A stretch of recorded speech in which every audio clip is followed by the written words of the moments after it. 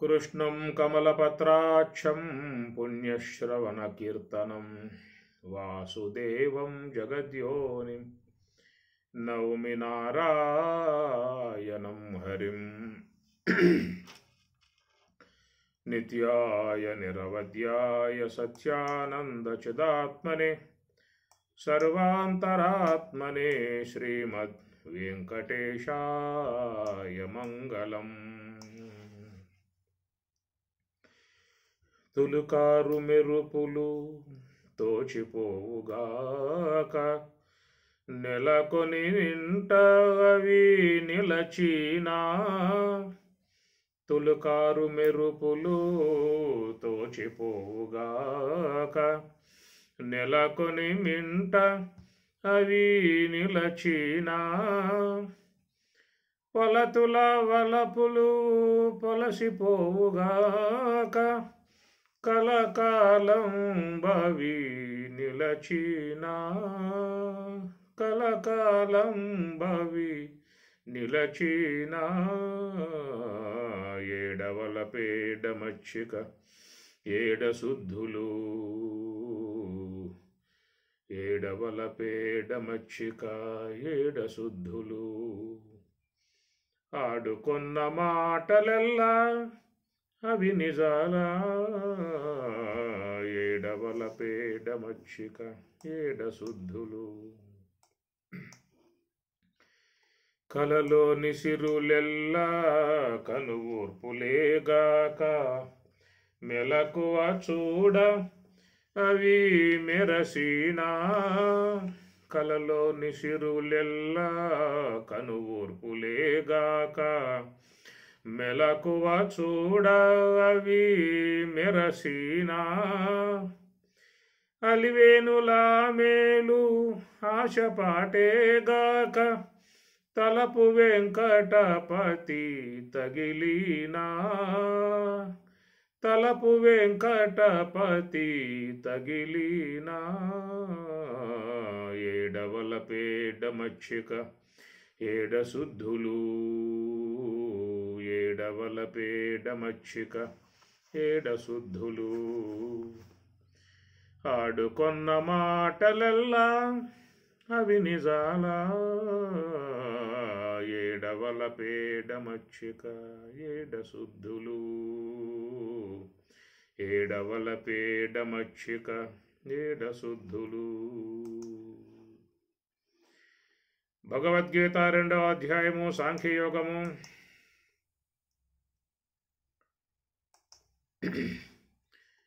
దేహినోస్మిన్ యథా దేహే కౌమారం యవ్వనం జరా తథా దేహాంతర ప్రాప్తి ధీరస్తత్ర న ముహ్యతి ధీరస్తత్ర న ముహ్యతి. కౌమారం యవ్వనం జరా దేహే, ఈ దేహమనందు 3 అవస్థలుగా ఉన్నటువంటి 3 దశలుగా ఉన్నటువంటి అంశాన్ని గురించి చెప్పుకుంటూ తర్వాత ఈ దేహానంతరం దేహాంతర ప్రాప్తి అనేటువంటి విషయం మీద నిన్న మనం మరి ఈ జీవుడు ఈ దేహం నుండి నిలబడిన తర్వాత తాను చేసేటువంటి ఒక ప్రయాణంలో తిరిగి మరలా దేహ అంతర ప్రాప్తి మరొక దేహాన్ని పొందడం అనేటువంటి విషయంలో అంతరములో ఉన్నటువంటి అంశాలను గురించి నిన్న రోజున మనం మరి చర్చించుకున్నటువంటి విధానము. అందుచేత మరి ఈ దేహము నుండి వెలువడేటువంటి యొక్క అంశముగా బోధించేటువంటిది దేహాంతర ప్రాప్తి అనగా దేహమును వదిలి మరొక దేహాన్ని పొందేటువంటి యొక్క అంశముగా ఒక అంశము. రెండవది ఏంటంటే దేహాంతర ప్రాప్తి ధీరః తత్ర నముహ్యతి. ధీరుడగువాడు అత్ర ఈ విషయమున ముఖ్యతి నముఖ్యతి మోహాన్ని చెందే విధానముగా ఉండదనేటువంటి మాట. కాబట్టి ఈ దేహము యొక్క అంతరము అంటే 2 అర్థాలు వస్తాయి అక్కడ. అంతరం అంటే ఎడం, దేహానికి ఉన్నటువంటి అంతరము.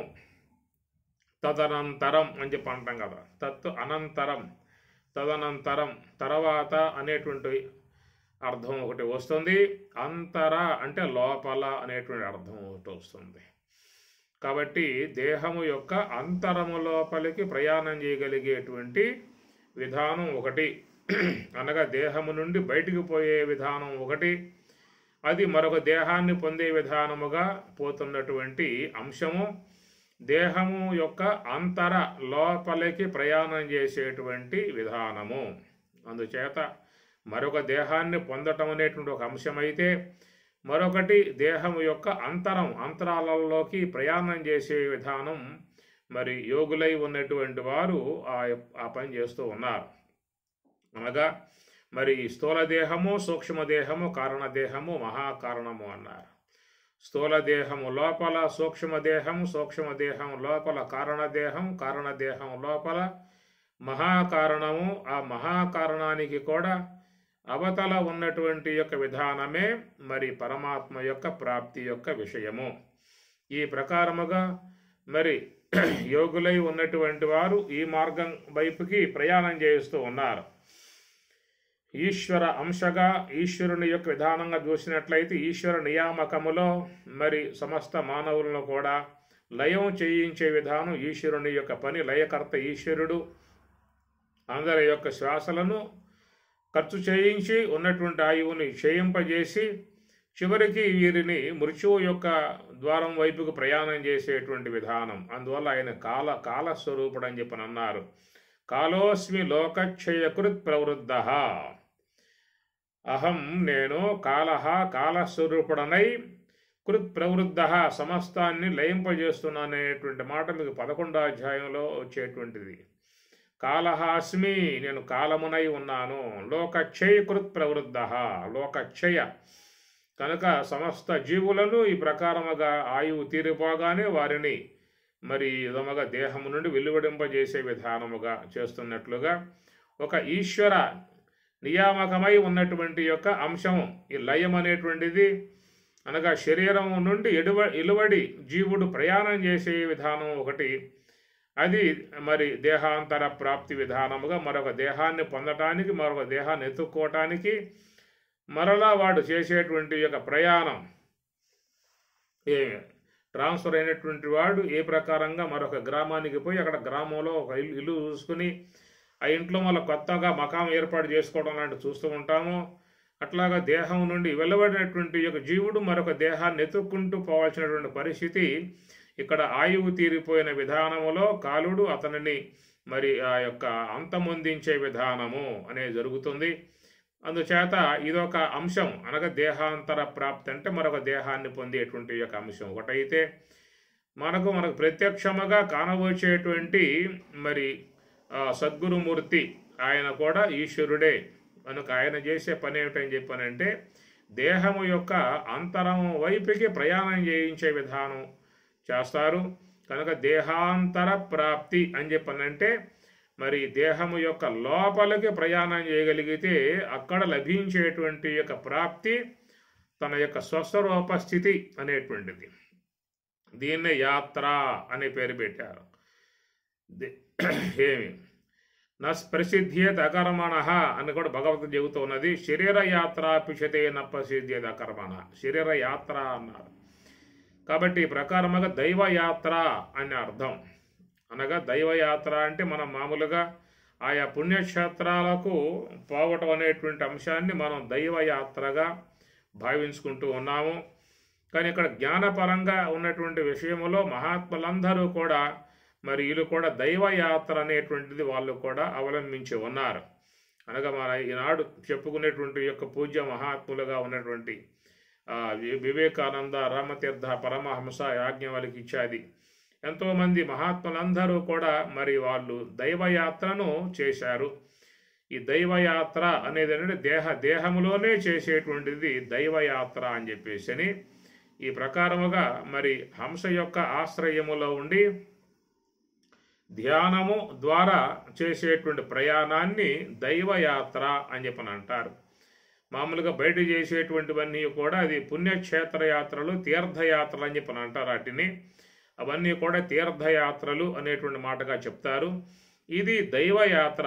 అనగా దేవదేవుడు సర్వే సర్వత్ర అంతటా వ్యాపకమై ఉన్నటువంటి భగవంతుడు మరి అందరి యందు కూడా ఆత్మరూపముగా భాషిస్తూ ఉన్నటువంటిది. కనుక అట్టి ఆత్మ యొక్క ప్రాప్తిని పొందటానికై చేసేటువంటి ప్రయాణము అది సద్గురువు యొక్క అనుగ్రహముతో ప్రాప్తించినటువంటి ఒక సాధనా సంబంధమై ఉన్నటువంటి అంశము.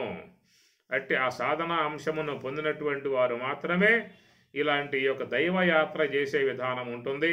కనుక దైవము అని చెప్పనంటే బ్రహ్మము అనే విషయంగా మనం భావించాలి, తెలుసుకోవాలి.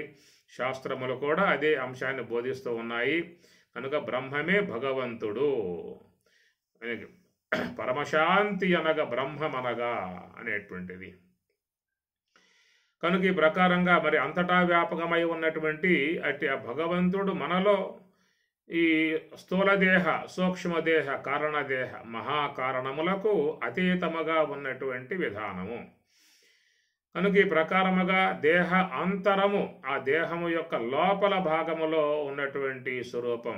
మనం కూడా గుడికి పోయినట్లయితే మరి ఆ గుడిలో అనేక ద్వారాలు ఉంటాయి, 7 ద్వారాలు ఉంటాయి. 7 ద్వారాలు దాటిపోతే తప్ప లోపల గర్భగుడి కాడగా పోయే అవకాశాలు ఉండవు కొన్ని ఆలయాలలో. అట్లా మనలో కూడా ఉన్నటువంటి స్థూల దేహం అనేటువంటిది, సూక్ష్మదేహం అనేటువంటిది, కారణదేహం అనేటువంటిది ఇవన్నీ కూడా దాటుకుంటూ ప్రయాణం చేయగలిగితేనే మరి లోన ఉన్నటువంటి ఆ దైవం యొక్క ప్రాప్తి పొందడం అనేటువంటిది జరుగుతుంది అనేటువంటి అంశం ఎక్కడ. కనుక దేహాంతర ప్రాప్తి అనేటువంటి దాంట్లో 2 అంశాలుగా మనం గ్రహించుకుంటూ ఉన్నాము. ఒకటి, ఆయువు తీరిపోయిన తర్వాత ఈ దేహం వదిలి మరొక దేహాన్ని అన్వేషణగా పోయేటువంటి ప్రయాణం జీవునికి ఏర్పడుతుంది అనేటువంటిది. ఈ దేహం పోవటానికి ముందే లోపల సంచిత కర్మను గనక లేకుండా చేసుకున్నట్లయితే వారు మరి లోపలికి పోయే విధానం అనేటువంటిది జరుగుతుంది. స్థూల దేహము యొక్క ఆశ్రయములో ఉన్నటువంటిది ప్రారబ్ధ కర్మ, స్థూల దేహము యొక్క ఆశ్రయములో ఉన్నటువంటిది ప్రారబ్ధ కర్మ, సూక్ష్మదేహము యొక్క ఆశ్రయములో ఉన్నటువంటిది సంచిత కర్మ అనేటువంటిది. మరి ప్రకారముగా స్థూల దేహములో ఉన్నటువంటి ప్రారబ్ధ కర్మ అయిపోయిందా అని చెప్పనంటే తిరిగి మరలా ఈ జీవుడు ఈ దేహాన్ని వదిలి మరొక దేహాన్ని అన్వేషించే విధానంలో వాడు ప్రయాణమై పోతున్నటువంటి విధానము. అయితే ఇక్కడ మరి మహాత్ములు ప్రబోధించిన విధానములో మరి ఆ దేహము యొక్క లోపలికి ప్రయాణం చేసేటువంటి విధానం గురువులు మనకి తెలియజేసేటువంటి విధానం. మరి అట్లా లోపలికి పోయే ప్రయాణం అనేటువంటిది ఆ ఈశ్వరుడుగా ఉన్నటువంటి గురువు తెలియజేయాల్సి ఉంటుంది ఆ అంశాన్ని. కనుక దానిని తెలుసుకుని మరి లోపలికి ప్రయాణం చేసే విధానముగా ఉన్నప్పుడు అక్కడ సంచిత కర్మ అనేటువంటిది, సూక్ష్మదేహంలో ఉన్న సంచిత కర్మ అనేటువంటిది పూర్తిగా వినాశనం చెందే పరిస్థితి ఏర్పడుతుంది. కాబట్టి 2 ప్రయాణములు అనేటువంటివి, ఈ 2 ప్రయాణములలో ఉన్నది ఏమిటంటే ప్రారబ్ధ కర్మ అయిపోవటంతో ఈ జీవుడు ఈ దేహము నుండి నిష్క్రమించి మరొక శరీరాన్ని ధరించడానికి ప్రయాణమైపోయేటువంటి విధానం. కనుక ఉపాధి లేకుండా ఈ జీవుడు ఉండే విధానం లేదు. దాన్నే పరమాత్మ గీతలో క్షేత్రం ప్రకృతిం పురుషం చైవ క్షేత్రం క్షేత్రజ్ఞం ఏవచ అనేటువంటి విధానము అవి అవినాభావ సంబంధముగా ఉన్నటువంటిది అన్నమాట. ప్రకృతిం పురుషం, ఎట్లయితే లోకంలో మరి ప్రకృతి పురుషుడు, స్త్రీ పురుషులలో ఒక అన్యోన్యత అనేది ఏర్పడిందో, ఇరువురు కూడా కలిసి సహజీవనం చేసే విధానం ఎట్లా ఏర్పడుతుందో అట్లా స్త్రీని వీడి పురుషుడు కానీ పురుషుని వీడి స్త్రీ కానీ ఎట్లా మనగలిగే విధానం మన సృష్టిలో మరి అది చూసినట్లయితే ఎట్లయితే లేదో, ఇరువురు ఎట్లయితే కలిసి జీవనం చేసే విధానంగా సృష్టిలో ఉన్నట్లుగా ప్రకృతిం పురుషం చైవ అన్నట్లుగా క్షేత్రం క్షేత్రజ్ఞ ఏవచ. కాబట్టి దేహముకు క్షేత్రాన్ని వీడి క్షేత్రజ్ఞుడు కూడా ఒంటరిగా ఉండే విధానం ఉండదు. కనుక ఆ క్షేత్రం కనుక పోయినట్లయితే ఎమ్మటే మరొక క్షేత్రాన్ని పొందటానికి ఆ జీవుడు వల్ల యుగ్దిక్తుడవుతాడు. ప్రయత్నం ద్వారా ఆయా దేహాలు పొందే విధానముగా వస్తాడు. మరి ఆ దేహము నుండి నిలబడి పోయినటువంటి జీవుడు మళ్ళా ఈ శరీరాలు ధరించే విధానంలో నిన్న మనం వానికి 4 ద్వారములు అనేటువంటి ఉన్నాయని చెప్పేసి ఆ దేహములు ధరించడానికి 4 ద్వారములు ఉన్నాయి. ఏమిటి 4 ద్వారములు అని చెప్పనంటే అవి అండజములు, స్వేదజములు, ఉద్బీజములు, యోనిజములు అని చెప్పని ఈ ద్వారాలకు ఉండగానే వాడు మళ్ళా ఈ లోకంలోకి ఈ దేహమును ధరించి రావాల్సినటువంటి విధానం ఉంటుందన్నమాట. ఈ 4 ద్వారాలు ఆ జీవులు దేహాలు ఎత్తటానికి, దేహములు ధరించటానికి ఉన్నటువంటివి కనుక వాళ్ళ ఆ జీవులు వాళ్ళ కర్మానుగుణ్యముగా ఈ ప్రకారంగా ఈ ఈ ఈ యొక్క మరి మార్గంలో వచ్చి ఆ శరీరాలను ధరించే విధానంగా చేసుకుంటూ ఉన్నారు. కాబట్టి ప్రకృతిం పురుషం చైవ క్షేత్రం క్షేత్రజ్ఞం ఏవచ. కనుక పురుషుణ్ణి వీడి ఎట్లా స్త్రీ ఉండలేదో అట్లాగా దేహాన్ని వీడి జీవుడు కూడా ఉండలేని విధానం. కాబట్టి ఎమ్మటే మరలా ఆ దేహాన్ని పొందటానికి ఆ జీవుడు పరుగులు తీస్తాడు. తనకు ఏది అందుబాటులో ఉంటుందో ఆ యొక్క మార్గము కొండగా వచ్చి మరి ఆ ప్రకారముగా ఈ 4 ద్వారాల కొండగా వచ్చి తిరిగి మరలా ఈ దేహములు పొంది లోకంలో వ్యవహరించే విధానం అనేది ఉంటుంది. అందువల్ల ఈ దేహము యొక్క సంబంధమై ఉన్న ప్రారంధం అయిపోయిందా అని చెప్పానంటే ఆ జీవుడికి దేహాంతర ప్రాప్తి అనేటువంటిది మళ్ళా ప్రాప్తించే విధానం ఉంటుంది. ఆ దేహం ప్రాప్తించే విధానములో చూసినట్లయితే మళ్ళా సూక్ష్మ దేహములో ఉన్నటువంటి కర్మయే వానికి ఆశ్రయముగా ఉన్నది. సూక్ష్మ దేహములో ఉన్న కర్మ అనుసరించే తిరిగి ఈ జీవుడు మరి ఆయా మార్గంలో కొండగా శరీరాలు ధరించడానికి లోకంలోకి మళ్ళా వ్యక్తమై వ్యక్త రూపుడై శరీరధారి అయి ఈ లోకంలోకి రావటం అనేటువంటిది జరుగుతుంది అనేటువంటిది. అందువల్ల ప్రారంధం అనేటువంటి ఇది అయిపోగానే మళ్ళా సంచితాన్ని ఆసరాగా చేసుకుని మరొక దేహం ధరించే విధానంగా రావటం అనే అంశము కూడా దేహాంతర ప్రాప్తి అనేటువంటి విషయంగా వస్తుంది. రెండవది అంతరం అనే దేహ అంతరం ప్రాప్తి అన్నప్పుడు అది గురువుల యొక్క వారి అంశలో చేరి ఉన్నటువంటి విధానం అన్నమాట. కనుక దేహాంతరాలలో లోపల ఉన్నటువంటి ఆత్మ యొక్క స్వరూపం గుహాయాం విశ్వమూర్తిషు అని మంత్రపుష్పం చెబుతూ ఉన్నది. పంచకోశ గుహలో ఆ పరమాత్మ లోపల ఎక్కడో ఉన్నాడనేటువంటి మాట. ఏమి తం దుర్దర్శం గూఢం అనుప్రవిష్టం గుహాహితం గహ్వరేష్టం అధ్యాత్మ యోగాదిగమ్యేన దేవం మత్వా ధీరః హర్షశోకౌ జహాతి. తం దుర్దర్శం గూఢం అనుప్రవిష్టం గుహాహితం. కనుక లోపలెక్కడో ఆ గుహలో నిక్షిప్తమై ఉన్నటువంటి స్వరూపము బ్రహ్మం అనేటువంటి మాట. ఇదే తైత్రీయంలో కూడా ఏతం అన్నమయం ఆత్మానం ఉపసంక్రమ్య ఏతం ప్రాణమయం ఆత్మానం ఉపసంక్రమ్య ఏతం మనోమయం ఆత్మానం ఉపసంక్రమ్య ఏతం విజ్ఞానమయం ఆత్మానం ఉపసంక్రమ్య ఏతం ఆనందమయం ఆత్మానం ఉపసంక్రమ్య అనే మాట మీకు తైత్రీయంలో చెప్పుకొచ్చే విషయము. కనుక అన్నమయ కోశము దాటి ప్రాణమయ కోశము దాటి మనోమయ కోశము దాటి విజ్ఞానమయ కోశం దాటి ఆనందమయ కోశం కూడా దాటి కేవలం చేతనాత్మకమై ఉన్నటువంటి బ్రహ్మము యొక్క సన్నిధికి వాడు చేరుకోవాల్సి ఉంటుంది. కనుక ఆత్మ యొక్క అనుభవాన్ని పొందాలని చెప్పానంటే ఎవరైనా కానీ అంతరం లోపలికి ప్రయాణం చేయక తప్పదు. అది ఆత్మ యొక్క అనుభవాన్ని పొందాలంటే లోపలికే పోవాల్సి ఉంటుంది. ఆ లోపలికి పోయే ప్రయాణం అది భగవద్గీత చాలా సందర్భాలలో మనకు ఆ అంశాలే బోధిస్తున్నటువంటి విధానము. ఇతర గ్రంథాలలో కూడా అందరూ కూడా ఇదే మార్గాన్ని మనకి చక్కగా బోధిస్తున్నటువంటి విధానము. కనుక అంతర ప్రాప్తి దేహము యొక్క లోపల భాగములో మాత్రమే ఆత్మ యొక్క స్వరూప అనుభవాన్ని పొందటనేటువంటిది జరుగుతుంది. దానికి గురువు అనేటువంటి ఈశ్వరుని యొక్క అనుగ్రహం కావాలి ఇక్కడ. కాబట్టి ఆ ఈశ్వరుడేమో ఆయువును క్షయింపజేసి శరీరాన్ని తీసివేసి మరొక జన్మ విధానముగా తీసుకోబోయేది. అక్కడ ఆ కాలస్వరూపుడై ఉన్నటువంటి ఆ ఈశ్వరుడు, ఇక్కడ జ్ఞానస్వరూపుడై ఉన్నటువంటి ఈశ్వరుడు మరి వీళ్ళను ఈ అంతరంలోకి ప్రయాణం చేసే విధానంగా వీళ్ళు చేస్తారన్నమాట. దేహము నుండి మరి నిష్కరింపజేసి మరొక దేహం వచ్చేట్లుగా అదేమో ఆ కాల పురుషుడు చేసేటువంటి విధానం. అది ఈ దేహం ఉండగానే ఈ దేహం లోపలికి ప్రయాణం చేసి మరి ఆ లోపల అంతరాలలో ఉన్నటువంటి ఆత్మ యొక్క స్వరూపానుభవాన్ని పొందింపజేసే విధానముగా చేసేదేమో ఈ యొక్క ఈశ్వరుడు, గురువగు ఈశ్వరుడు. ఇరువురు కూడా ఈశ్వర స్వరూపులే.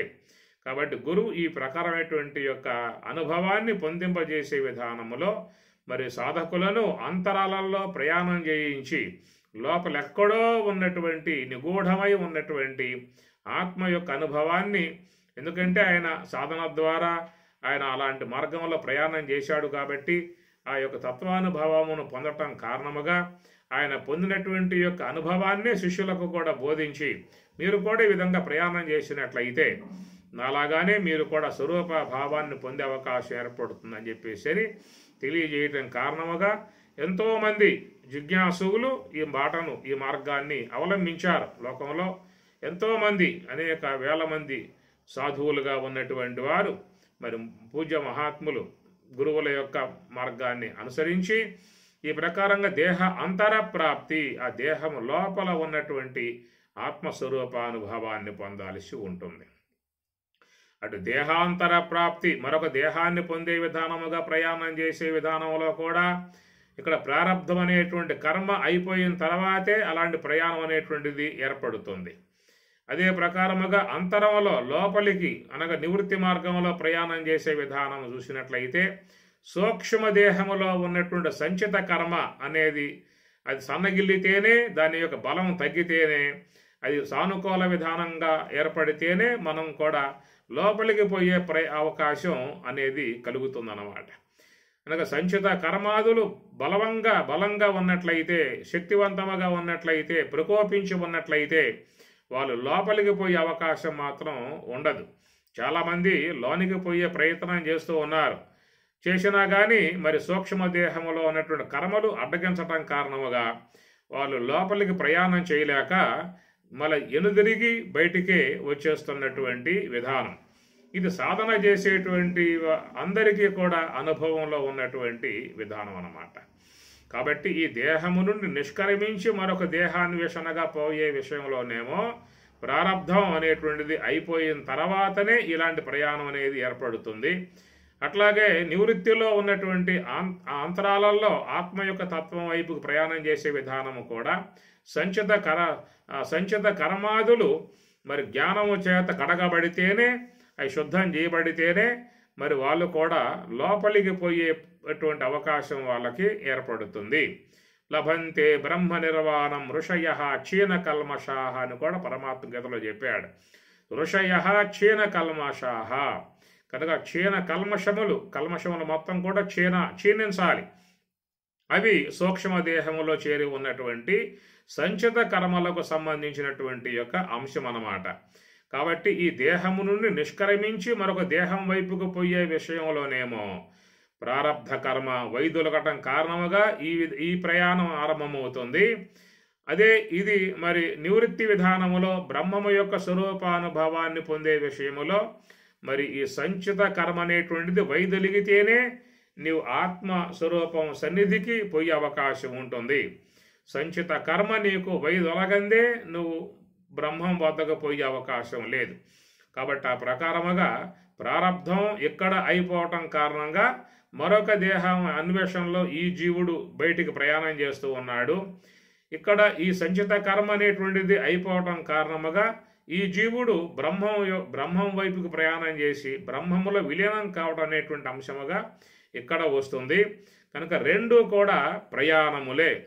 ఒకటేమో మరణ సంబంధమై ఉన్నటువంటి ప్రయాణము, మరొకటేమో మోక్ష సంబంధమై ఉన్నటువంటి ప్రయాణం. మరణ సంబంధమై ఉన్నటువంటి ప్రయాణమేమో కాలుడు కలగజేసేటువంటి విధానము, మోక్ష సంబంధమై ఉన్నటువంటి యొక్క ప్రయాణమేమో మరి ఈ యొక్క ఈశ్వరుడకు గురువు ప్రసాదించేటువంటి విధానము. ఈ రెండింట్లలో కూడా మనకేంటంటే ఈ ప్రాప్తి అనేటువంటిది మాత్రం వర్తిస్తుంది. ప్రాప్తి అని చెప్పనంటే ప్రారబ్ధం అయిపోయినట్లయితే ఈ దేహమును వదిలి మరొక దేహాన్ని పొందే విధానముగా అక్కడ ప్రాప్తి ఏర్పడుతుంది. ఇక్కడేమో సంచిత కర్మ, సూక్ష్మ దేహంలో ఉన్న సంచిత కర్మ అయిపోవటం కారణముగా, అది శుద్ధం కావటంగా, మాలిన్యములు పోవటం కారణముగా, సంచిత కర్మ వైదొలగటం కారణముగా సాధకుడు ఈ వైపుకు ప్రయాణం చేసి ఆ బ్రహ్మమును ప్రాప్తింపజేసుకుంటూ ఉన్నాడు అనేటువంటి అంశం. కాబట్టి ఈ ప్రకారముగా రెండు అంశములు మనం ఇక్కడ గ్రహించుకునే అవకాశం ఉన్నది. ఎందుకంటే ప్రక్కనే మరొక పదం ఉన్నది, ధీరః తత్ర నముహ్యతి అన్నాడు. ధీరుడగువాడు ఈ విషయమునందు మరి మోహమును చెందడు. తత్ర ఈ విషయమున ధీరుడు మోహమును చెందడు అని చెప్పనన్నాడు. ఎవరయ్యా ధీరుడు అని చెప్పనంటే ఈ నివృత్తి విధానముగా ప్రయాణం చేసినటువంటి వాడినే ధీరుడు అని చెప్పని అంటారు. ధీ అనగా బుద్ధి అన్నమాట. కాబట్టి బుద్ధి శక్తి ఎట్లా వస్తుందని చెప్పనంటే నివృత్తి మార్గంలో ప్రయాణం చేసేటువంటి వానికి మాత్రమే ఈ బుద్ధి శక్తి అనేటువంటిది ఏర్పడుతుంది. సబుద్ధిమాన్ మనుష్యేషు సంయుక్త కృత్స్న కర్మ కృతు అనేటువంటి మాట పరమాత్మ అంటాడు. బుద్ధిమాన్ అనేటువంటి మాట వాడతారు. కాబట్టి ఆ ధీరుడు అని చెప్పనంటే బుద్ధిమాన్, బుద్ధి కలిగి ఉన్నటువంటి వాడినే ధీరుడు అని చెప్పని అంటాడు. ఇలాంటి ధీరత్వము అనేటువంటిది ఎట్లా వస్తుంది నీకు అంటే స్వరూప అనుభవమును పొందినటువంటి వానికి మాత్రమే ఇట్టి ధీరత్వం అనేటువంటిది వస్తుంది. తిరిగి మరలా వాడు మోహానికి గురికాడు. ధీర తత్ర నముహ్యతి, మోహానికి గురికాడక. స్వరూప అనుభవాన్ని పొందినవాడు తిరిగి మరలా మోహానికి గురయ్యే అవకాశము లేదు. మనకు భగవద్గీత అంతా శ్రవణం చేసిన తర్వాత అర్జునుడు ఏమన్నాడు? నష్టో మోహ స్మృతిర్లబ్ధ త్వత్ప్రసాదాన్మయాచ్యుత అన్నాడు. అయ్యా నీ అనుగ్రహముతో నాకు స్మృతి కలిగింది, తత్కారణంగా నా మోహం అనేటువంటిది అంతా కూడా తొలగిపోయింది అని చెప్పని అన్నాడు. మరి ఆ విధంగా తొలగిపోయింది అని చెప్పి అన్నప్పుడు ఇక వాడు పూర్ణముగా ధీరుడుగా ఉండాల్సి ఉంటుంది కదా. మరి ఆ యొక్క యుద్ధంలో తన కుమారుడు చనిపోయినప్పుడు, ఇతర బంధువులు పోయినప్పుడు మళ్ళా దుఃఖానికి గురి కావడం అనేటువంటిది కూడా ఉన్నది ఆ సందర్భములో. కాబట్టి ఏంటంటే ఈ మోహము అనేటువంటిది ఏంటంటే సాధారణముగా ఉన్నటువంటి యొక్క మోహము, విశేషముగా ఉన్నటువంటి యొక్క మోహం రెండు ఉన్నాయన్నమాట. సాధారణముగా ఉన్న మోహం ఏంటని చెప్పానంటే మనం ఏదైనా ఒక విషయాన్ని గ్రహించినప్పుడు అప్పటికప్పుడు మనకున్నటువంటి యొక్క ఈ మోహ సంబంధ భావన తొలగిపోయే విధానం ఉంటుంది. ఇది సాధారణంగా ఏర్పడేటువంటి యొక్క విధానము. ఇది కేవలం శ్రవణం చేయటం వల్ల, మరి తత్వశాస్త్ర అధ్యయనం చేయటం వల్ల విధంగా కొన్ని మోహాల నుంచి మనం బయటపడే విధానం ఏర్పడుతుంది. తిరిగి మరలా వాళ్ళు సందర్భాలు వచ్చినప్పుడు మళ్ళా మోహములో పడే పరిస్థితి కూడా ఏర్పడుతుంది అన్నమాట. శ్రవణ మాత్రముగా వచ్చినటువంటి యొక్క జ్ఞానం పూర్ణముగా ఆ మోహాన్ని విచ్ఛేదన చేసే అవకాశం లేదన్నమాట. స్వరూప అనుభవమును పొందినప్పుడు మాత్రమే ఈ పూర్ణముగా ఈ మోహం అనేటువంటిది తొలగిపోతుంది. ఏమిటా ఈ మోహము అని చెప్పి చూసినట్లయితే మనకి పరమాత్మ మరొక సాట కూడా ఒక అంశం చెప్పుకొచ్చారు. అజ్ఞానేన ఆవృతం జ్ఞానం తేన ముహ్యంతి జంతవః. తేన ఆ కారణంగా ముహ్యంతి మోహానికి గురవుతున్నారు అన్నాడు. ఎందువల్ల అంటే అజ్ఞానేన ఆవృతం జ్ఞానం, అజ్ఞానము చేత అజ్ఞానం ఆవహింపబడింది కాబట్టి తత్కారణంగా మానవుడు మోహానికి గురవుతున్నాడు అనే విషయం అన్నమాట. కాబట్టి ప్రకారంగా మోహము అజ్ఞానము అనే మాటలు చూసినట్లయితే, మన ఉదాహరణ తీసుకున్నట్లయితే ఇది త్రాడు అన్నటువంటి జ్ఞానం లేకపోవటాన్ని అజ్ఞానము అంటారు. ఆ త్రాటిని పాముగా భ్రమించటం అనే అంశము మోహమవుతుంది. ఇది త్రాడు అని తెలుసుకోకపోవటం అజ్ఞానం. ఆ త్రాటి యందు పాము యొక్క భావన, దాన్నే రజ్జు సర్ప భ్రాంతి అన్నారు. ఆ పాము యొక్క భ్రమను పొందటాన్ని మోహము అనే మాట చెప్తారు. అట్లాగా లోకంలో అందరూ కూడా అజ్ఞానములో ఉండటమే కాకుండా మోహాన్ని పొంది ఉన్నారు. ఏమిటి అజ్ఞానము అని చెప్పారంటే భగవంతుడంటే ఏమిటి అనే విషయంలో మరి అజ్ఞానం కలిగి ఉన్నారు. భగవత్ స్వరూపం పూర్ణముగా ఎవరికి కూడా తెలియబట్టం లేదు. ఏవో వాళ్ళు కొన్ని విన్నటువంటి విధాయకాలలో ఒక సామాన్యమై ఉన్నటువంటి యొక్క అంశాలనే అందరూ కూడా దేవుడుగా భావించుకుంటూ ఉన్నారు. అలాంటి యొక్క దాని అందే దైవ భావనతో ప్రవర్తిస్తూ ఉండటం కూడా అదొక రకమైనటువంటి యొక్క అజ్ఞానము, భగవత్ సంబంధమై ఉన్న విషయంలో అజ్ఞానం. కాబట్టి భగవంతుడు అనేటువంటి యొక్క విషయం శాస్త్రం పూర్ణముగా మనకి చెప్తున్నటువంటి విషయం ఒకటి ఉన్నది.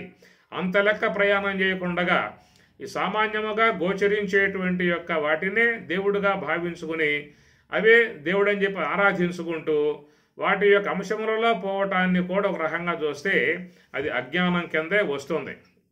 అది దేవుని యొక్క సంబంధ విషయములో.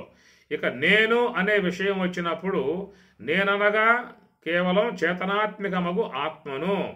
అనేటువంటి యొక్క ఆత్మ యొక్క సంబంధమైన లక్షణాలు, సత్తు చిత్తు ఆనందాది లక్షణాలు ఏవైతే ఉన్నాయో వాటి యొక్క స్వరూప లక్షణములు తెలియకుండగా నేను అనేటువంటి విధానములో నేననగా ఆత్మనే విషయం తెలియకుండగా ఉండటాన్ని అజ్ఞానము అయినట్లయితే మరి ఆత్మ యొక్క అధిష్టానములో భాషించేటువంటి ఈ శరీరమే నేనని చెప్పి అనుకోవటం అది మోహం అవుతుందన్నమాట.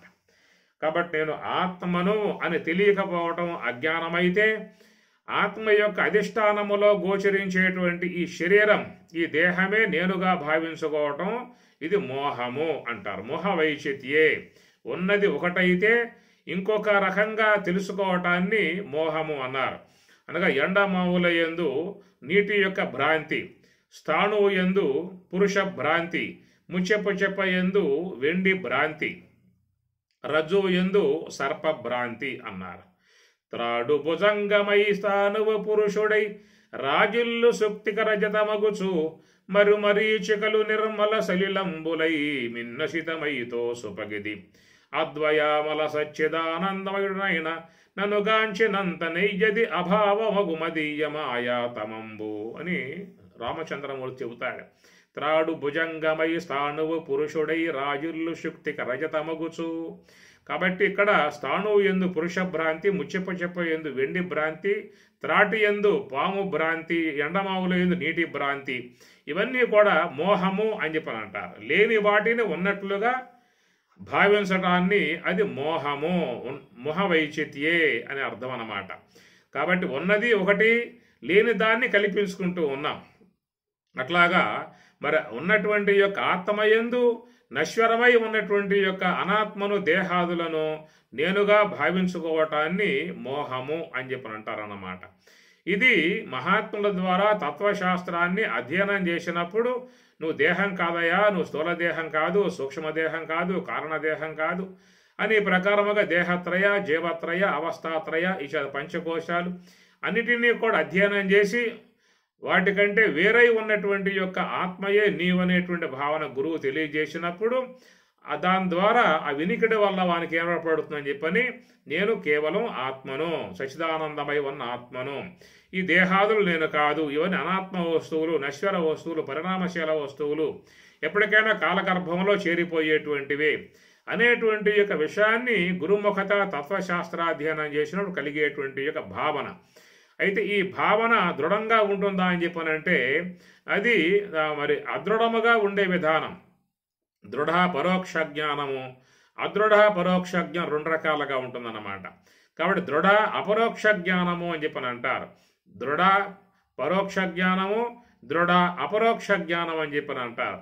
కాబట్టి ఈ ప్రకారముగా శాస్త్ర శ్రవణం చేయటం వల్ల నేను ఆత్మననేటువంటి యొక్క భావన ఒకవేళ వస్తుంది, వచ్చినప్పటికీ కూడా మళ్ళా సందర్భాలు వచ్చినప్పుడు మళ్ళా దుఃఖానికి గురి కావడం లాంటి విధానం కూడా ఉంటుంది. ఎందుకంటే శ్రవణ మాత్రముగా వచ్చినటువంటి యొక్క అంశమే తప్ప అది సాధన ద్వారా అనుభవరూపకంగా వచ్చిన అంశము కాదు. అయితే మహాత్ములు ఉన్నదే వారు శ్రవణం చేసినటువంటి వారై తిరిగి మరలా సాధన కూడా కొనసాగించి నివృత్తి మార్గములో పయనించి ఈ దేహముల యొక్క అంతరములలో ఉన్నటువంటి ఆత్మస్వరూపాన్ని అనుభవరూపకంగా వాళ్ళు గుర్తించారు.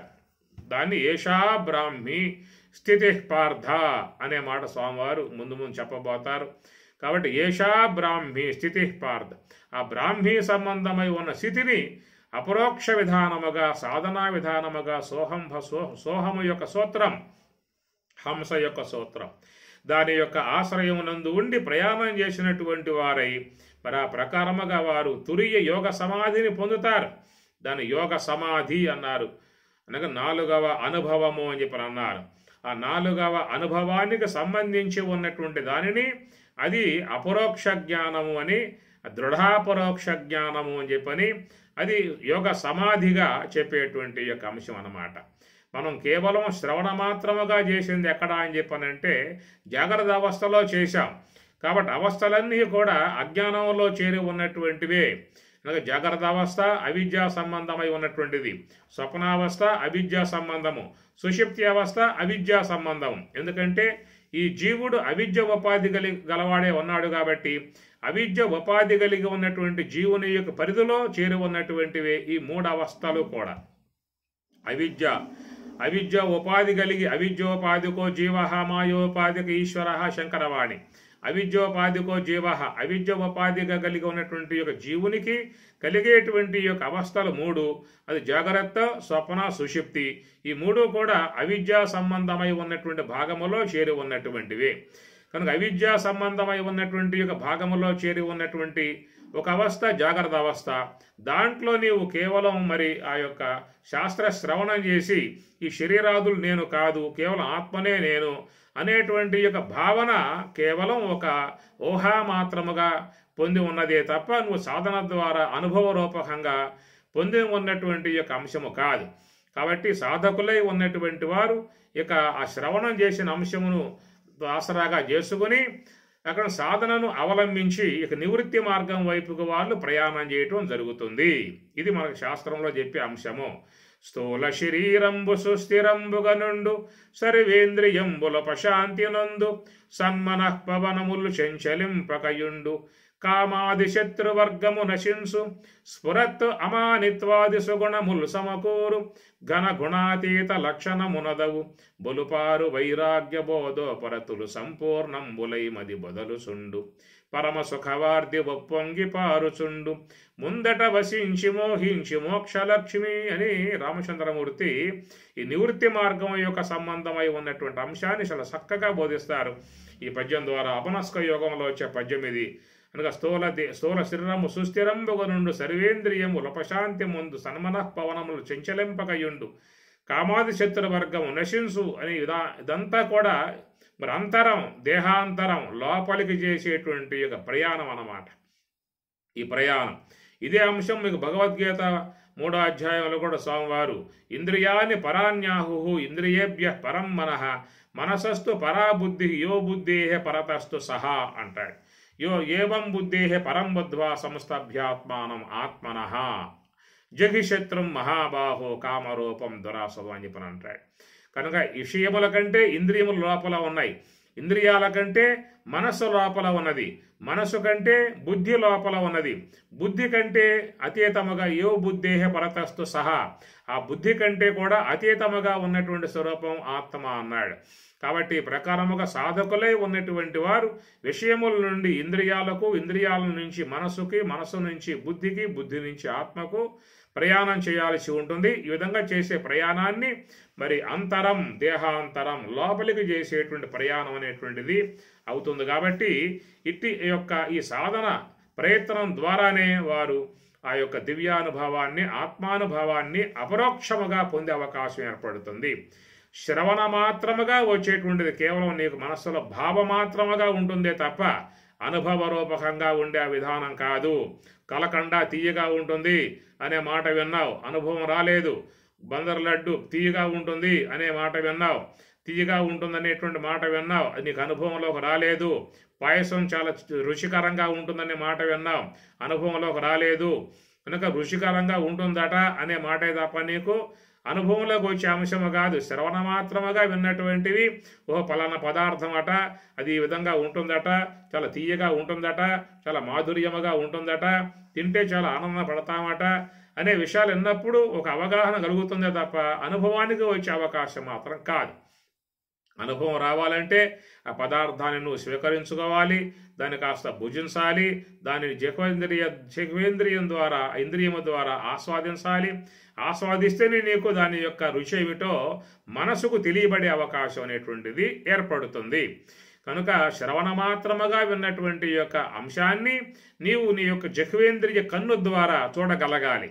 ఆ జఘ్వేంద్రియము ద్వారా, కరణము ద్వారా దాన్ని గుర్తించినప్పుడే దాని యొక్క మాధుర్యం నీకు తెలిసే అవకాశం ఏర్పడుతుంది. అట్లాగా మరి శాస్త్రము ద్వారా విన్నటువంటి యొక్క విషయము కూడా ఆత్మ యొక్క స్వరూపము ఆనందాత్మకము, శాంత స్వరూపము, సుఖ స్వరూపము అని ప్రకారంగా చెప్పినప్పుడు మనకు దాని యొక్క విషయంలో అవగాహన మాత్రమే వస్తుంది తప్ప అనుభవానికి వచ్చే విధానం లేదు. ఒకవేళ వినగానే అనుభవం వచ్చేట్లయితే మరి నువ్వు తినకుండా అనుభవం రావాలి. కానీ నీకు ఏమి మైసూరు కోప అని చెప్పి అన్నావు, తినలేదు, విన్నావు, అనుభవం వస్తుందా? అట్లా పాయసం అనే మాట విన్నావు, అనుభవానికి వస్తుందా? లడ్డు అని చెప్పిన మాట విన్నావు, అనుభవానికి వస్తుందా? కాబట్టి ఆ విధంగా వినటం వల్ల మనకు ఆ పదార్థం యొక్క సంబంధం ఒక అవగాహన కలుగుతుందే తప్ప అనుభవం వచ్చే అవకాశం లేదు. దాన్ని మనం సాధించుకోవాల్సి ఉంటుంది, దాన్ని ఆస్వాదించాల్సి ఉంటుంది.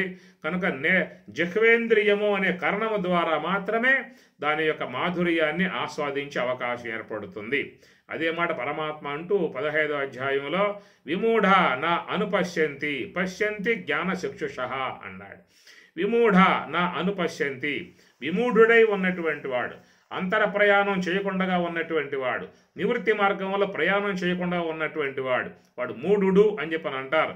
విషయమంతా విన్నాడు కానీ అవగాహన మాత్రం వచ్చిందే తప్ప అనుభవం మాత్రం వచ్చే అవకాశం లేదు. శ్రవణాయాపి బహుభిః నలభ్య శృణవంతః అపి నవిద్యుః ఆశ్చర్యభక్త కుశలోస్య లబ్ధ ఆశ్చర్యజ్ఞాత కుశలానుశిష్ట అని మాండు చెబుతుంది కఠోపనిషత్తు. శ్రవణాయాపి బహుభిః, నువ్వు ఎన్నైనా వినుగాక ఆ విన్నటువంటి యొక్క విషయాలు నీకు దాని గురించి పదార్థం గురించి ఒక అవగాహన మాత్రమే వస్తుందే తప్ప అది నీకు పదములు నీకు ఆ యొక్క అనుభవం కలగజేసే అవకాశాలు లేవు. పదములు అనుభవాన్ని కలగజేసే అవకాశం లేదు. అవి కేవలం ఆ పదార్థం ఉన్నటువంటి యొక్క అంశాన్ని మాత్రమే తెలియజేసేటువంటివిగా ఉన్నాయి. కాబట్టి ఆ ప్రకారముగా ఎట్లా పదార్థాన్ని మనం జిహ్వేంద్రియం అనేటువంటి ఇంద్రియము యొక్క సహకారముతో మాత్రమే గుర్తిస్తూ ఉన్నాము, అట్లనే పారమార్థికమై ఉన్నటువంటి బ్రహ్మమును కూడా జ్ఞాన నేత్రం అనేటువంటి యొక్క దాని ద్వారా ఆ కరణం ద్వారా తెలుసుకోవాల్సి ఉంటుంది. కాబట్టి నివృత్తి మార్గం అనే కరణము ద్వారా, జ్ఞానచక్షు అనే కరణము ద్వారా మాత్రమే అది పూర్ణముగా తెలియబడే విధానముగా శాస్త్రం చెబుతున్నటువంటి మాట. కాబట్టి విమూఢ నా అనుపశ్యంతి పశ్యంతి జ్ఞానచక్షుష అని చెప్పి అన్నాడు. కళ్ళు లేనివాడు ఎట్లా దృశ్యం చూడలేడు, చెవులు పనిచేయని వాడు ఎట్లా శబ్దాన్ని చూడలేడు, జిహ్వేంద్రియం పనిచేయకపోతే అట్లా రసం గోచరించదో, అట్లా జ్ఞానచక్షువు లేకుండా పారమార్థిక వస్తువు గోచరించే అవకాశం లేదు. అట్టి జ్ఞానచక్షువుని సాధన ద్వారా, నివృత్తి మార్గం ద్వారా, సోహం యొక్క ఆశ్రయం ద్వారా నివృత్తి మార్గంలో పోవాలి. దేహాంతరము పొందందే నీకు ప్రాప్తి లభించే అవకాశం లేదు. స్థూల దేహం వరకే దాటడం కాదు, సూక్ష్మ దేహం కూడా దాటాలి, కారణ దేహం కూడా దాటాలి. అవస్థాత్రయాతీతం అద్వైతం ఏకం పరం బ్రహ్మ నిత్యం తదేవాహమస్మి. అవస్థాత్రయాతీతం అద్వైతం ఏకం సమాధిస్థితానాం. శంకరులు కూడా ఇదే భావాన్ని బోధించారు. అవి సమాధిస్థితానాం, సమాధి స్థితి, ఆ స్థితిని నువ్వు పొందాలి. సమాధి అంటే 4వ అనుభవం, జాగ్రత్త అనుభవంలో ఉన్నది, స్వప్నం అనుభవంలో ఉన్నది, సుషుప్తి అనుభవంలో ఉన్నది. జాగ్రత్త స్థూలదేహ సంబంధం, స్వప్నం సూక్ష్మదేహ సంబంధం, సుషుప్తి కారణదేహ సంబంధం, తురియం మహాకారణం యొక్క సంబంధం. కనుక స్థూల దేహంతో సంబంధం పొందిన వాళ్ళు జాగ్రత్త అనుభవాన్ని పొందే అవకాశం ఉంటుంది. సూక్ష్మదేహం యొక్క సంబంధం పొందిన వాళ్ళు స్వప్నానుభవాన్ని పొందే అవకాశం ఏర్పడుతుంది. కారణదేహంతో సంబంధం పొందినటువంటి వారు సుషుప్తి అనుభవాన్ని పొందే అవకాశం ఉన్నది. మహాకారణముతో సంబంధం పొందినటువంటి వారు యోగ సమాధి అనుభవాన్ని పొందే అవకాశం ఉంటుంది. స్థూలదేహ సంబంధం పొందకుండా మీరు జాగ్రత్త అవస్థలో ఉండే అవకాశం ఉందేమో చూసుకోండి ఒకసారి. స్థూల దేహముతో సంబంధం లేకుండా మీకు జాగ్రత్త అవస్థ వస్తుందేమో చూడండి ఒకసారి, వచ్చే అవకాశమే లేదు. అటనే సూక్ష్మదేహంతో సంబంధం పడకుండా స్వప్నావస్థ వస్తుందేమో చూడండి, అది కూడా వచ్చే అవకాశం లేదు. కారణదేహంతో సంబంధం పడకుండా సుషుప్తి అవస్థ వస్తుందేమో చూడండి, అది కూడా వచ్చే అవకాశం లేదు. మహాకారణముతో సంబంధం పడకుండా యోగ సమాధి కూడా వచ్చే అవకాశం లేదు. కాబట్టి స్థూలదేహం సంబంధం పడ్డటువంటి వాడికి జాగ్రత్త అవస్థ అనుభవం పొందే అవకాశం ఉన్నది. సూక్ష్మదేహం యొక్క సంబంధం పడ్డటువంటి వాడే స్వప్నానుభవాన్ని పొందే అవకాశం వానికి ఏర్పడుతుంది. కారణదేహముతో సంబంధం పడ్డటువంటి వాడే సుషుప్తి అనుభవాన్ని పొందే అవకాశం వానికి ఏర్పడుతుంది. మహాకారణముతో హంసతో సంబంధం పడ్డటువంటి వాడే యోగ సమాధి అనుభవాన్ని, ఆత్మానుభవాన్ని పొందే అవకాశం వానికి ఏర్పడుతుంది అని చెప్పని అన్నారు. ఇవి చాలా గ్రహించుకోవాల్సినటువంటి యొక్క అంశములు, ఇవి తాత్విక దూరంలో ఉన్నటువంటి యొక్క అంశములు. కాబట్టి ఇవి ఎట్టి పరిస్థితులలో కూడా వానికి ఎట్టి అవకాశం లేదు. వీళ్ళు ఉందేమో ప్రయత్నం చేయండి, స్థూల దేహాన్ని వీడి జాగ్రత్త అనుభవం కలుగుతుందేమో చూడండి, సూక్ష్మదేహ సంబంధం లేకుండా స్వప్నానుభవం కలుగుతుందేమో చూడండి, కారణదేహ సంబంధం పడకుండా సుషుప్తి అనుభవం కలుగుతుందేమో చూడండి. ఆ 3 కలిగేట్లయితే మీకు ఒకవేళ తురియ అనుభవం కూడా కలిగే అవకాశం మీకు ఉంటుంది. అంతే. కనుక వాటి సంబంధం లేకుండా ఎట్లయితే అవి కలగవో అట్లా మహాకారణమగు హంస యొక్క ఆశ్రయం పొందకుండా ఎట్టి పరిస్థితులలో కూడా వాళ్ళకి యోగ సమాధి ఆత్మానుభవం అనేటువంటి కలిగే అవకాశమే లేదు. ఈ మాట కృష్ణ పరమాత్మ 6వ అధ్యాయంలో చెప్పుకొస్తాడు. అసంయతాత్మన యోగ దుష్ప్రాపయితి మే మతి అని చెప్పని అన్నాడు. అసంయతాత్మన యోగ, ఎవరైతే యోగం హంస యొక్క ఆశ్రయం ద్వారా మనసును సంయమనము చేయుడో, అసంయత ఆత్మన, ఆత్మ అంటే మనస్సు, సంయమనము చేయుడో అట్లాంటి వాడు మరి లోన ఉన్నటువంటి యొక్క దేహాంతరాలలో ఉన్నటువంటి ఆత్మ యొక్క అనుభవాన్ని పొందటం అన్నది అది అసాధ్యము అన్నాడు.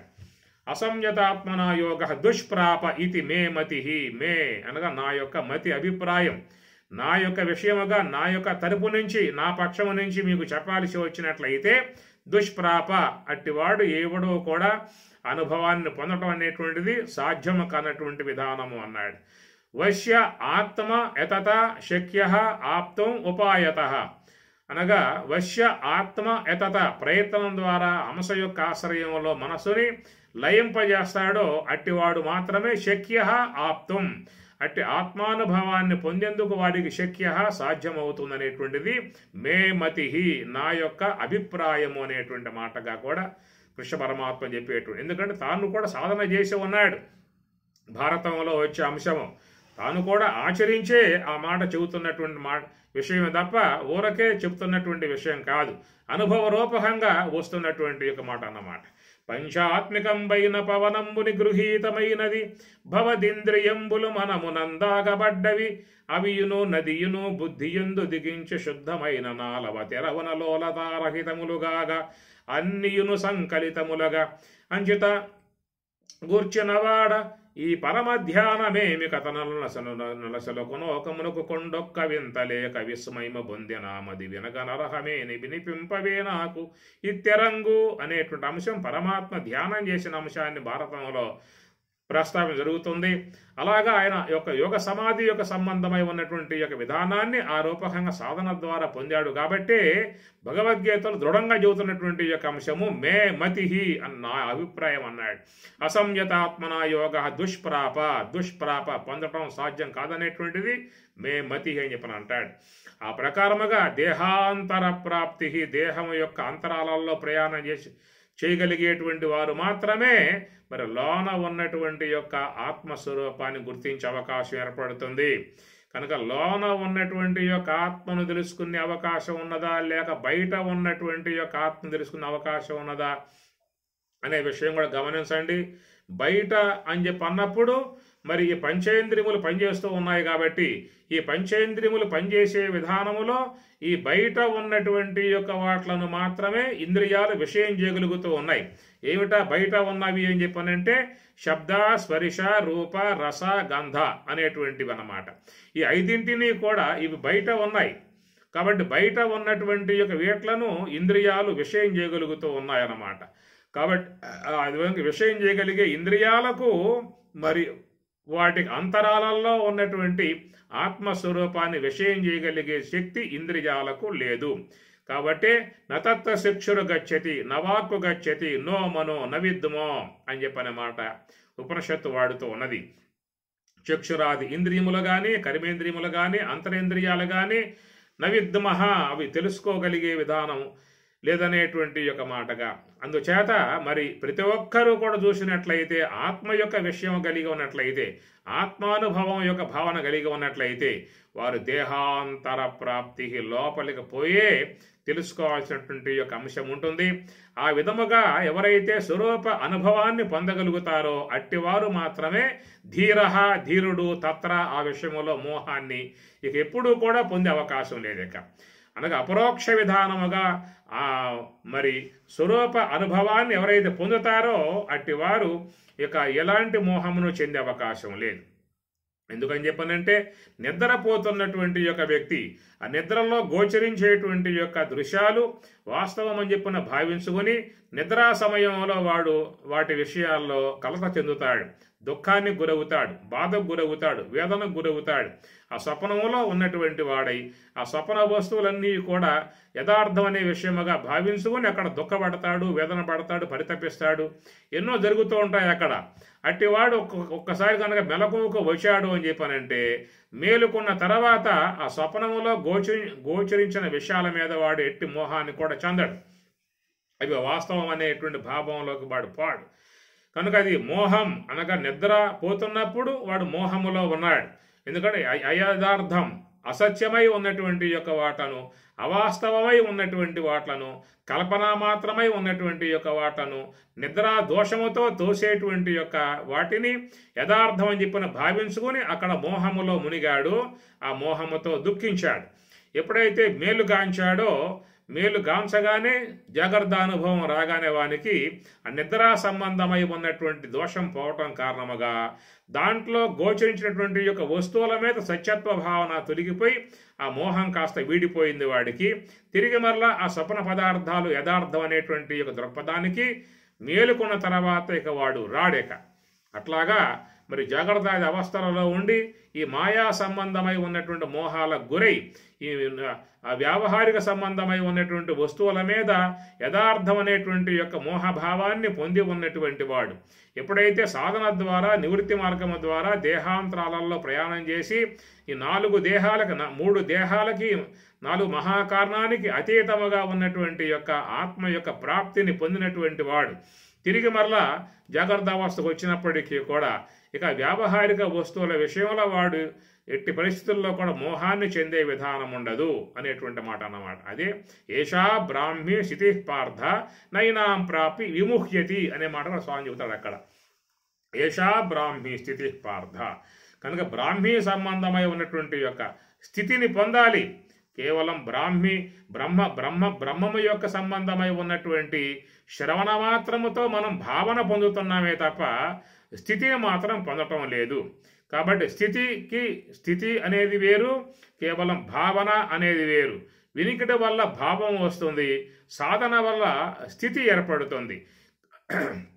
కనుక స్థితి అనేటువంటిది ఏంటంటే అనుభవంలో చేరి ఉన్నటువంటి అంశాన్ని స్థితి అని చెప్పని అంటారు. కేవలం భావమాత్రముగా ఉన్నటువంటి దానిని కేవలం అవగాహన అని చెప్పని అంటారు. కాబట్టి స్థితికి అవగాహనకు చాలా తేడా ఉన్నది. వినికడ వల్ల వచ్చేది అవగాహన, సాధన వల్ల వచ్చేటువంటిది అది స్థితి అనేటువంటిది. ఎట్లయితే మనకు స్థూలదేహ సంబంధముతో జాగ్రత్త అవస్థ కలుగుతూ ఉన్నదో, సూక్ష్మదేహ సంబంధముతో స్వప్న అనుభవం కలుగుతూ ఉన్నదో, కారణదేహ సంబంధముతో సుషుప్తి అనుభవం కలుగుతూ ఉన్నదో, ఇక్కడ మహాకారణ సంబంధముతో కలిగేటువంటిది యోగ సమాధి యొక్క స్థితి. కనుక ఈ విషయం ముఖ్యంగా రాసి పెట్టుకోండి మీరందరూ కూడా. ఏమి స్థూలదేహ సంబంధం లేకుండా జాగ్రత్త అనుభవాన్ని పొందే అవకాశం లేదు, సూక్ష్మదేహం యొక్క సంబంధం లేకుండా స్వప్నానుభవం పొందే అవకాశం లేదు, కారణదేహం యొక్క సంబంధం లేకుండా సుషుప్తి అనుభవాన్ని పొందే అవకాశం లేదు, మహాకారణం యొక్క సంబంధం లేకుండా యోగ సమాధిని పొందే అవకాశం లేదు. అట్టి మహాకారణముతో సంబంధం పడ్డప్పుడే అక్కడ ఆరంభమవుతుంది నీకక. ఏమిటంటే స్థూలదేహం నుండి సూక్ష్మదేహానికి, సూక్ష్మదేహం నుంచి కారణదేహానికి, కారణదేహం నుంచి మహాకారణానికి, మహాకారణం నుండి శుద్ధ బ్రహ్మము యొక్క స్వరూప అనుభవం పొందటానికి కలిగేటువంటి యొక్క విధానమే దేహములో జరిగేటువంటి దేహాంతర ప్రయాణము. అది దైవయాత్ర అనేదిగా చెప్పేటువంటి అంశము. ఇదే దైవయాత్ర అన్నారు, దేహాంతర ప్రాప్తి అన్నారు. కాబట్టి ఇక్కడ మనం 2 అంశాలు చెప్పుకున్నాము.